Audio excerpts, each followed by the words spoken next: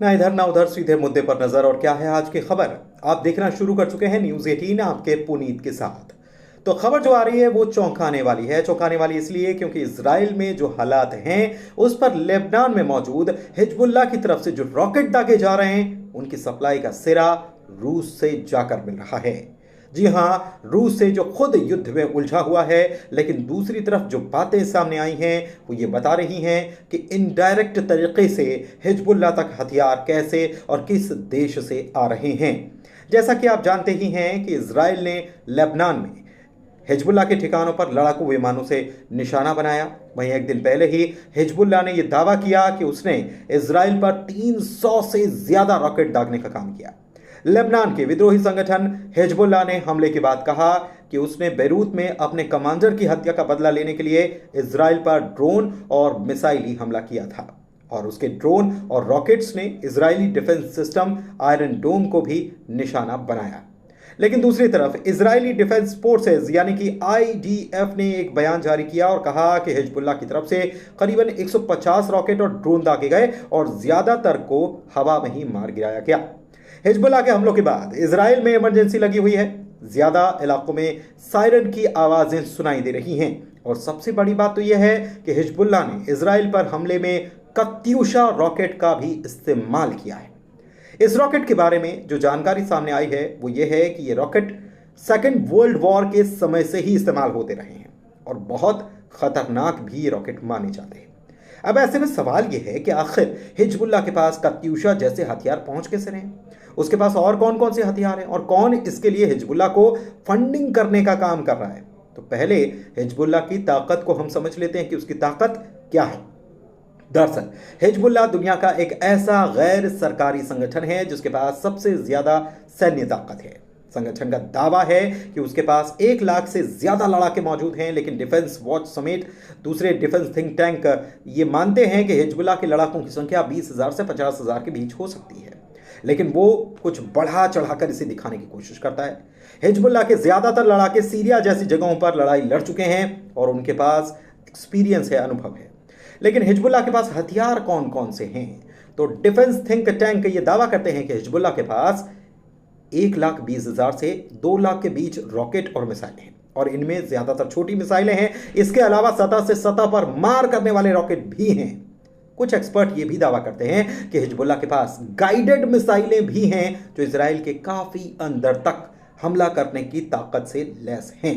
उसके पास anti tank, anti aircraft, anti ship missile और ड्रोन का जखीरा भी है, यह भी कहा जाता है। कुल मिलाकर हिजबुल्लाह के पास इतने हथियार हैं जितने मिडिल ईस्ट और दुनिया के कई छोटे देशों के पास भी नहीं है। अब आते हैं रूस के कनेक्शन पर। तो रॉयटर्स की एक रिपोर्ट के मुताबिक अमेरिकी खुफिया एजेंसी भी ये मानती है कि हाल के दिनों में हिजबुल्लाह ने तमाम हथियार जुटाने का काम किया है और पहले के मुकाबले कई गुना वो ताकतवर हो चुका है। हिजबुल्लाह के पास रूस से मिली पावरफुल एंटी शिप मिसाइल भी है। इस मिसाइल का नाम यखोट है, जो कि जहाज को निशाना बना सकती है। इसकी रेंज 300 किलोमीटर तक होती है, और इन्हीं मिसाइलों के दम पर हिजबुल्लाह अमेरिका से लेकर तमाम पश्चिमी देशों को आंखें दिखाने का काम करता है। मीडिया रिपोर्ट्स के मुताबिक हिजबुल्लाह के पास यखोट मिसाइल सीरिया के जरिए आई है। बताया यह जा रहा है कि करीब 1 दशक पहले जब सीरिया में गृह युद्ध चल रहा था, तब हिजबुल्लाह ने वहां के राष्ट्रपति बशर अल असद का साथ दिया था, और फिर खुफिया एजेंसियां भी ये मानती हैं कि इसी दौरान असद के जरिए हिजबुल्लाह के पास ये मिसाइलें पहुंच गई। हालांकि हिजबुल्लाह ने कभी खुलकर ये कहा नहीं कि उसके पास यखूंट जैसी मिसाइल भी है, लेकिन ये तो लगातार हिजबुल्लाह के होते हमलों से साफ हो ही रहा है कि उसके पास हथियारों का कितना बड़ा जखीरा मौजूद है, और वो लगातार हमले भी कर रहा है। लेकिन हथियार आते कैसे हैं? क्योंकि हथियार के लिए तो पैसे की जरूरत होती है, फंडिंग की जरूरत होती है, और इस संगठन को फंडिंग कहां और कैसे हो रही है, यह अहम सवाल है। बात यह है कि दुनिया के तमाम देशों ने हिजबुल्लाह को आतंकी संगठन घोषित कर रखा है। अमेरिका समेत बैन लगाया है। 1997 में अमेरिका ने इस पर बैन लगाया था और इसे टेररिस्ट ऑर्गेनाइजेशन करार दिया था। इसके बाद इजराइल, जर्मनी, सऊदी अरब, अरब लीग और तमाम पश्चिमी देशों ने इस पर बैन लगा दिया। लेकिन फिर भी हिजबुल्लाह लगातार ताकतवर होता गया। कैसे?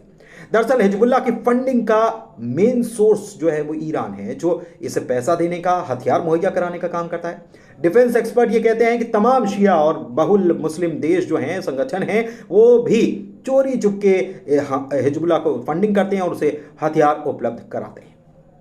तो एक तरफ इजराइल से हमास की जंग चल रही है, दूसरी तरफ लेबनान में बैठा हिजबुल्लाह लगातार इजराइल पर रॉकेट दाग रहा है। बताया गया कि बीते साल 8 अक्टूबर को जब हमास का इजराइल पर हमला हुआ, उसके बाद ही हिजबुल्लाह ने हमास का सपोर्ट करते हुए इजरायली ठिकानों पर गोलियां दागनी शुरू कर दी और तब से इसने उत्तरी इजराइल और गोलान हाइट्स पर इजरायली ठिकानों को निशाना बनाया और 8000 से ज्यादा रॉकेट वो लॉन्च कर चुका है।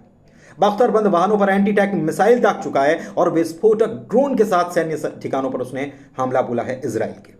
इसके जवाब में इजरायली रक्षा बल जो आईडीएफ जो है, उसने लेबनान में हिजबुल्लाह के ठिकानों को निशाना बनाया, हवाई हमले कर दिए और प्लेन्स उतार दिए और टैंक से कार्रवाई की। लेबनान के स्वास्थ्य मंत्रालय की तरफ से यह भी बताया गया कि पिछले 10 महीनों में 560 से ज्यादा लोग हमलों में मारे गए।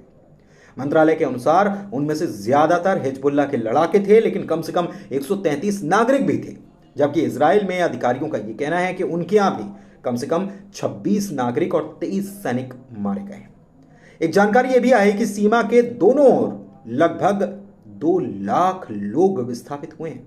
हालांकि लड़ाई चल रही है, लेकिन फिर भी ऑब्जर्वर की तरफ से यह कहा जा रहा है कि अभी भी दोनों तरफ से पूरी तरह से युद्ध की शुरुआत नहीं हुई है, लेकिन अभी तो जो हालात बन रहे हैं वो काबू से बाहर जाते नजर आ रहे हैं।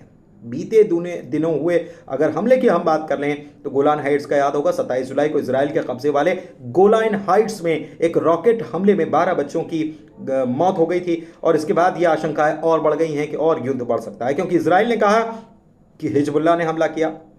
हिजबुल्लाह ने हालांकि इसमें शामिल होने से इनकार किया था, लेकिन इसके 3 दिन के भीतर ही 30 जुलाई को आईडीएफ यानी कि इजरायली डिफेंस फोर्स ने घोषणा की कि उसने बेरूत के दक्षिणी उपनगरों में हवाई हमले में वरिष्ठ हिजबुल्लाह सैन्य कमांडर फुआद शुक्र को ढेर कर दिया।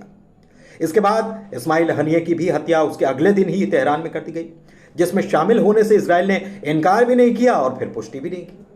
हालांकि अमेरिका गाजा में और बंधकों की रिहाई का समझौता करके तनाव को कम करने की कोशिशें भी कर रहा है और उम्मीद कर रहा है कि हो जाए, शांति बन जाए।